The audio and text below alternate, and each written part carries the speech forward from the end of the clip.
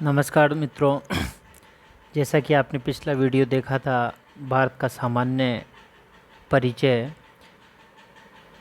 उसी का अगला पार्ट आज हम देखेंगे। General introduction of India part B. पहले वाली वीडियो में जितना हमने देखा उससे आगे आज हम चर्चा करेंगे। उससे आगे हम चर्चा करेंगे कि भारत की बाउंड्रीज, सीमाएं। हम देखते हैं कि भारत के जो सीमा है, कुल जो स्थलीय सीमा है वह लगभग 15,200 किलोमीटर स्थलीय सीमा है, जो 7 राष्ट्रों से लगती है। ये 7 राष्ट्र हैं: पाकिस्तान, अफ़गानिस्तान, चाइना, नेपाल, भूटान, म्यांमार एवं बांग्लादेश। इस प्रकार भारत के 7 जो सीमाएं बनाने वाले देश हैं, स्थलीय सीमा बनाने वाले, वो 7 देश हैं। अब हम इसमें से कुछ महत्वपूर्ण प्रश्न जो बनते हैं उनकी दृष्टि से हम देखते हैं कि भारत की सबसे लंबी सीमा, स्थलीय सीमा किस राष्ट्र के साथ लगती है। तो सबसे ज़्यादा भारत की जो स्थलीय सीमा है वह बांग्लादेश के साथ लगती है। 4,096 किलोमीटर लंबी सीमा भारत की बांग्लादेश के साथ लगती है, जो कि सर्वाधिक है। उसके बाद में दूसरे नंबर पर हम देखते हैं कि चीन के साथ लगने वाली भारत की जो सीमा है उसका दूसरा स्थान है लंबाई की दृष्टि से। यह 3,917 किलोमीटर है और भारत चीन की जो सीमा रेखा है उसको हम मैकमोहन सीमा रेखा के नाम से जानते हैं। उसके बाद में हमारी सबसे अधिक सीमा पाकिस्तान के साथ लगती है, जो 3,310 किलोमीटर है। ये भारत और पाक के बीच की जो सीमा रेखा है इसको रेड क्लिफ के नाम से जाना जाता है। तो 2-3 प्रश्न यहाँ बन रहे हैं। प्रमुख रूप से भारत की सबसे सर्वाधिक लंबी सीमा किस देश के साथ लगती है? बांग्लादेश। भारत और चीन की सीमा कितनी है? 3,917, और उसको किस नाम से जाना जाता है? मैकमोहन सीमा। भारत और पाक की सीमा कितनी है? 3,310 किलोमीटर, और उसको किस नाम से जाना जाता है? Red Cliff. उसके बाद हमारी सीमा नेपाल के साथ 1,752 किलोमीटर, फिर म्यांमार के साथ 1,458 किलोमीटर, उसके बाद भूटान के साथ 587 किलोमीटर। उसके बाद सबसे जो कम सीमा लगती है हमारी वह है अफ़गानिस्तान के साथ न्यूनतम 80 किलोमीटर की सीमा हमारी लगती है। इसी प्रकार भारत की जो जलीय सीमा है उसका भी अगर हम जिक्र करें तो भारत की जो जलीय सीमा है वह 7,516 किलोमीटर लंबी है। इसमें 7,516 किलोमीटर लंबी सीमा में अंडमान निकोबार द्वीप समूह है और लक्षद्वीप के साथ लगने वाली जलीय सीमा भी शामिल है। इस दृष्टि से कुल सीमा की लंबाई 7,516 है, लेकिन भारत की मुख्य भूमि की जो जलीय सीमा है वह 6,100 किलोमीटर है। तथा जलीय दृष्टि से अगर हम देखते हैं तो हमारा जो पड़ोसी मुल्क है वह श्रीलंका है, जो कि पाक जलडोमरू मध्य और मन्नार की खाड़ी से हमारे देश से अलग होता है। कई बार ये भी प्रश्न परीक्षा दृष्टि से महत्वपूर्ण होता है कि भारत और पाक को अलग करने वाली भारत और श्रीलंका को अलग करने वाली जल संधि कौन सी है? तो उसका आंसर है पाक जल डमरू मध्य। पाक स्टेट जो है ये भारत को श्रीलंका से अलग करती है। अब हम चर्चा करते हैं भारत की सामरिक स्थिति के बारे में। भारत की सामरिक एवं परिवहन की दृष्टि से अगर देखा जाए तो भारत की स्थिति बड़ी महत्वपूर्ण है। इसके 2 कारण हैं। एक तो यह है कि भारत के पश्चिम और पूर्व दोनों तरफ भिन्न प्रकार के कंट्रीज़ हैं। भारत के पश्चिम की ओर अगर हम देखते हैं तो यूरोप कंट्री की महाद्वीप के जो देश हैं ज़्यादातर वो डेवलप्ड कंट्री हैं, और भारत के पूर्व में और उसके आसपास के जो देश हैं वो विकासशील अवस्था में हैं।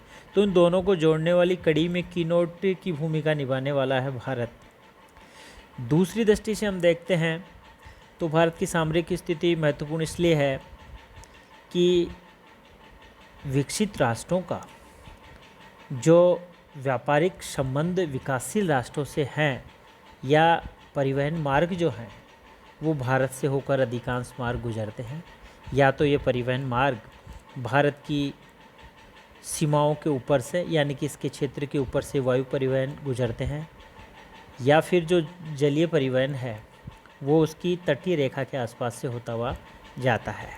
इसलिए भारत एक मध्यवर्ती स्थिति में आ जाता है।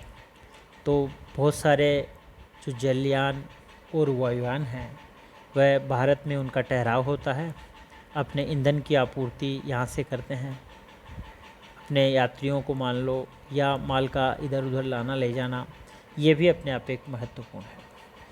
तीसरा हम देखते हैं कि भारत की जो स्थिति है, जो दक्षिणी प्रायद्वीपीय भारत है हमारा, वह जलीय सीमा है उसकी, और नेपाल भूटान जैसे कुछ देश जहाँ तक जलीय परिवहन संभव नहीं है उनके लिए भी आंट्रेपो पोर्ट की स्थिति भारत के कलकत्ता बंदरगाह के द्वारा प्रदान की जाती है। यानी कलकत्ता बंदरगाह पे उन देशों का माल उतरता है और हमारे देश की सीमाओं से होकर वहाँ जाता है। संसाधनों की दृष्टि से भी भारत एक संपन्न राष्ट्र है। खनिज संसाधन हो या अन्य संसाधन जैसे मानवीय संसाधन, खनिज संसाधन, वन संपदा, इनकी दृष्टि से भारत संपन्न है। इसलिए व्यापारिक दृष्टि से भारत का व्यापार अपने पड़ोसी राष्ट्रों से लंबे समय से रहा है और एक बहुत बड़े बाजार के रूप में अन्य देशों से भी माल भारत के रूप में आता है। तो ये भी इसकी सामरिक स्थिति को बहुत अधिक महत्वपूर्ण बना देता है। इसी प्रकार भारत के बहुमूल्य पत्थर, मसाले, वस्त्र आदि का व्यापार भी अरब कंट्रीज़ में या फिर अपने पूर्वी भागों की ओर थाईलैंड, कंबोडिया, वियतनाम, इंडोनेशिया और मलेशिया जो है वहाँ प्राचीन काल से ही भारत का दक्षिणी भारतीय क्षेत्रों का व्यापार रहा है। यहाँ तक कि भारत के प्राचीन राजवंश जो थे जैसे पल्लव, पांड्य, चोल आदि का तो यहाँ तक उपनिवेश तक इन जो पूर्वी देश थे उनमें उन्होंने अपने उपनिवेश भी बनाए थे। काफ़ी अधिक व्यापार भारत का इनके साथ जुड़ा हुआ था और व्यापारिक संबंध अपने वहाँ से अच्छे थे। भारत की सीमाएं,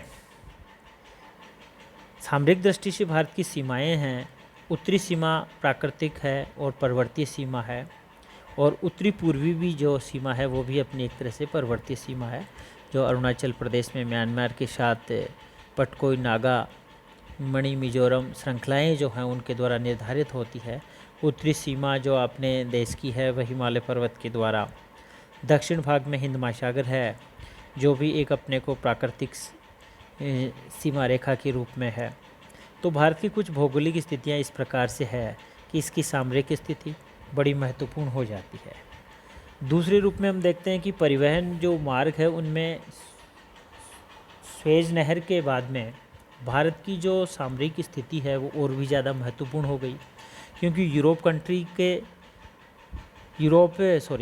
महाद्वीप के जो देश हैं उनका ज़्यादातर जो व्यापार विकासशील राष्ट्रों के साथ जो हो रहा है उसमें भारत की स्थिति इसलिए महत्वपूर्ण हो जाती है कि यूरोप से आने वाले जो भी जलयान हैं वो स्वेज नहर के मार्ग से आते हैं और स्वेज नहर से आने के बाद में सीधे ही हिंद महासागर में प्रवेश करते हैं और उसके बाद में भारत ही एक ऐसी स्थिति में है जहां जलयानों के लिए एक विश्राम स्थल के रूप में, ईंधन आपूर्ति के रूप में उसकी महत्वपूर्ण स्थिति बनती है।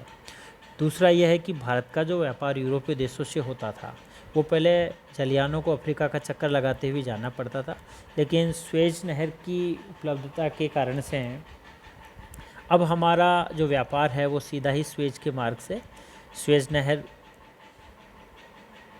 के बन जाने से लगभग 5000 किलोमीटर का जो सफ़र था हमारा यूरोपीय देशों के साथ वो हमारा कम हो गया है।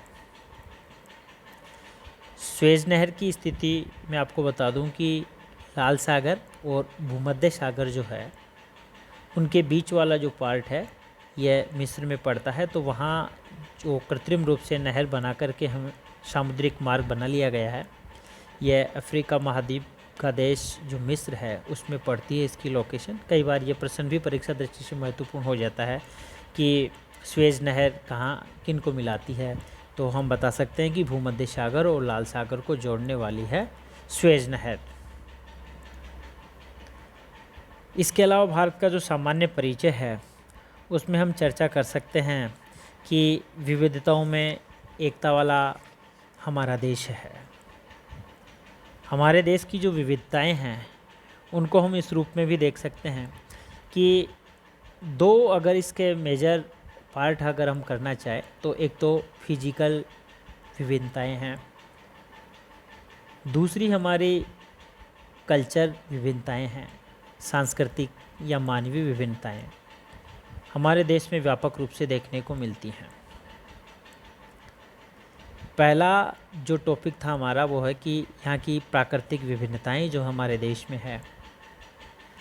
सबसे पहले हम देख सकते हैं कि भारत में धरातली दृष्टि से विभिन्नताएं देखने को मिलती हैं, यानी हमारे देश का जो धरातल है वह समरूप नहीं है।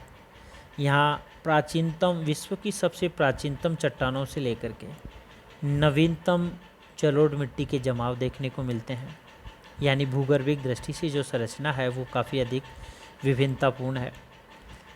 बाह्य रूप से जो धरातलीय स्वरूप दिखता है उसमें भी बड़े उतार चढ़ाव देखने को मिलते हैं।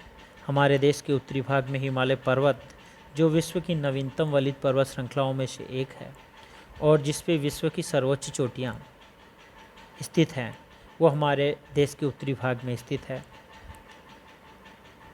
मध्यवर्ती प्रायद्वीपीय जो मध्यवर्ती जो भाग है वह नवीनतम जलोढ़ मिट्टी से बना हुआ गंगा ब्रह्मपुत्र सतलज सिंधु का मैदान जो है वह नवीनतम काप मिट्टियों से बना हुआ एक विस्तृत मैदान है। तीसरे नंबर पे यानी कि हिमालय पर्वत श्रृंखला, उसके बाद में गंगा का मैदान जो है, उसके ठीक दक्षिण में प्रायद्वीपीय पठार की स्थिति आती है जो प्राचीनतम चट्टानों से बना हुआ है, खनिज संसाधनों की दृष्टि से संपन्न है। चौथे चरण में हम देख सकते हैं या चौथे भाग के रूप में हम देख सकते हैं कि हमारा जो प्रायद्वीपीय भारत है उसके दोनों ओर तटीय मैदान, यानी हमारे 4 भाग हमने स्पष्ट रूप से देखे। उत्तर में पर्वतीय, उसके नीचे ठीक दक्षिण में गंगा का मैदान देखा, सिंधु गंगा और ब्रह्मपुत्र तीनों ही नदियों के द्वारा ये बना हुआ जो मैदान एक पट्टी के आकार में पूर्व से पश्चिम फैला हुआ है। उसके ठीक दक्षिण में प्रायद्वीपीय पठार और प्रायद्वीपीय पठार के दोनों ओर तटीय भाग हैं या तटीय जो मैदान हैं। इसके अलावा हमारे देश के पश्चिमी भाग में, विशेषतः उत्तरी पश्चिमी भाग में राजस्थान, पंजाब, हरियाणा का जो प्रदेश है वह एक डेजर्ट प्रदेश है। तो हम कह सकते हैं कि हमारे देश की जो धरातलीय भाग हैं उनमें भी काफ़ी अधिक विषमताएं देखने को मिलती हैं। जलवायु दृष्टि से भी अगर हम चर्चा करते हैं तो हमारे देश में विश्व की जितनी भी जलवायु मिलती है, मैं समझता हूँ वहाँ की सर्वाधिक जलवायु दशाएँ हमारे देश में देखने को मिल जाती हैं। हमारे देश के उत्तरी भाग और पर्वतीय क्षेत्र जो हैं वहाँ टुंड्रा प्रकार की जलवायु भी देखने को मिलती है और दक्षिण भाग और द्वीपीय जो अपनी लक्षद्वीप और अंडमान निकोबार द्वीप समूह है वहाँ भूमध्य रेखीय जलवायु यानी विश्व की चरम जलवायु दशाएं यहाँ देखने को मिलती है। मूल रूप से तो हमारे देश की जो जलवायु है वह मानसूनी जलवायु है, लेकिन फिर भी क्षेत्रीय दृष्टिकोण से यहाँ टुंड्रा टेंगा से लेकर के विषुवत रेखीय जलवायु और शुष्क जलवायु, मरुस्थलीय जलवायु, उष्णकटिबंध, उपोष्णकटिबंध, पर्वतीय क्षेत्रों की जलवायु, ये काफ़ी अधिक विभिन्नताएं यहाँ देखने को मिलती हैं। हमारे देश के वर्षा ऋतु जो है मूलतः एक समय विशेष में होती है, लेकिन उसके बावजूद हमारे देश के किसी न किसी भाग में साल भर वर्षा होती रहती है। इस प्रकार हम कह सकते हैं कि हमारे देश में जलवायु की दृष्टि से काफ़ी अधिक विभिन्नताएं देखने को मिलती हैं। इसके अलावा दूसरा पक्ष जो हम चर्चा कर रहे थे वो हमारे देश का एक सांस्कृतिक पक्ष है, मानवीय पक्ष है। हमारी संस्कृति, भाषा, धर्म, जाति, इनके आधार पे हमारे देश में काफ़ी अधिक विभिन्नताएं देखने को मिलती हैं। अगर हम उत्तर भारत से लेकर के दक्षिण भारत तक जाते हैं तो हमें भांति भांति की भाषा, धर्म, जाति और संस्कृति के लोगों के दर्शन होते हैं। अगर भारत के पश्चिमी किनारे से पूर्वी किनारे की ओर बढ़ते हैं, यानी राजस्थान से लेकर के अगर अरुणा तक चलते हैं, तो भी हमें संस्कृति, भाषा, धर्म, जाति, जनसंख्या घनत्व सभी में हमको विभिन्नताएं देखने को मिलती हैं। इस प्रकार मानवीय दृष्टि से या सांस्कृतिक दृष्टि से और प्राकृतिक दृष्टि से हमारे देश में विभिन्नताएं बहुत अधिक देखने को मिलती हैं। जनसंख्या घनत्व की दृष्टि से भी उत्तर की गंगा का जो मैदान है वो अधिक सघन बसा हुआ है, तो पर्वतीय भाग और अरुणाचल प्रदेश जैसे जो भाग हैं वहाँ एक विरल जनसंख्या देखने को मिलती है। राजस्थान, पंजाब, हरियाणा जैसे मरुस्थलीय भाग जो हैं विश्व के समृद्धतम मरुस्थल हैं, यानी कि डेजर्ट स्थिति होने के बावजूद भी वहाँ जनसंख्या का संकेंद्रण विश्व के अन्य मरुस्थलों की तुलना में बहुत अधिक पाया जाता है। कुल मिलाकर हम ये कह सकते हैं कि हमारे देश में काफ़ी अधिक विभिन्नताएं देखने को मिलती हैं, चाहे वे प्राकृतिक हो, चाहे वे सांस्कृतिक हो, खनिज संसाधनों की दृष्टि से हो या फिर जलवायु की दृष्टि से हो। दूसरा एक महत्वपूर्ण बात यह है कि हमने देखा कि हमारे देश में इतनी विभिन्नताएं होने के बावजूद कुछ एकतामूलक तत्व हैं जो हमारी राष्ट्रीय एकता को बनाए रखते हैं, हमें एक भाव में रखते हैं, हमें आपस में जोड़े रखते हैं और हमें अपनी राष्ट्रीयता के प्रति सदैव सजग और जागृत रखते हैं। यही हमारे राष्ट्र की मूल भावना और मूल पहचान है। यही हमें भारतीय होने का गर्व प्रदान करती है। ये जो एकतामूलक तत्व है जो हमारे राष्ट्र को एक इकाई के रूप में बांधे हुए हैं, इसमें मूल चीज़ है राष्ट्रीयता की भावना, यानी देश के प्रत्येक नागरिक में भारतीय होने का अभिमान है, भारत के प्रति उसकी समर्पण की भावना, अपनत्व की भावना। यह राष्ट्रीयता की भावना जो है हम सभी भारतवासियों को जाति, धर्म, भाषा, संस्कृति, जलवायु, धरातलीय ये सब विषमताएं होने के बावजूद भी एकाग्रता के उस सूत्र में बांधती हैं। हमारे संवैधानिक प्रावधान, हमारी राष्ट्रीय भाषा, राष्ट्रीय प्रतीक, हमारा राष्ट्रीय ध्वज, हमारी संस्कृति, हमारी परंपराएं और हमारी आस्था, ये चीज़ें हमें एकता के सूत्र में पिरोने में बड़ा ही महत्वपूर्ण योगदान अपना अदा करती हैं। फॉर एग्ज़ाम्पल हम कह सकते हैं कि पूरे राष्ट्र में गंगा नदी को एक पवित्र नदी के रूप में माना गया है, गंगा के जल को अमृत तुल्य माना गया है, गंगा नदी की हम पूजा करते हैं, तो ये हमें एकता के सूत्र में बांधती है। ये हमारी संस्कृति और परंपरा है।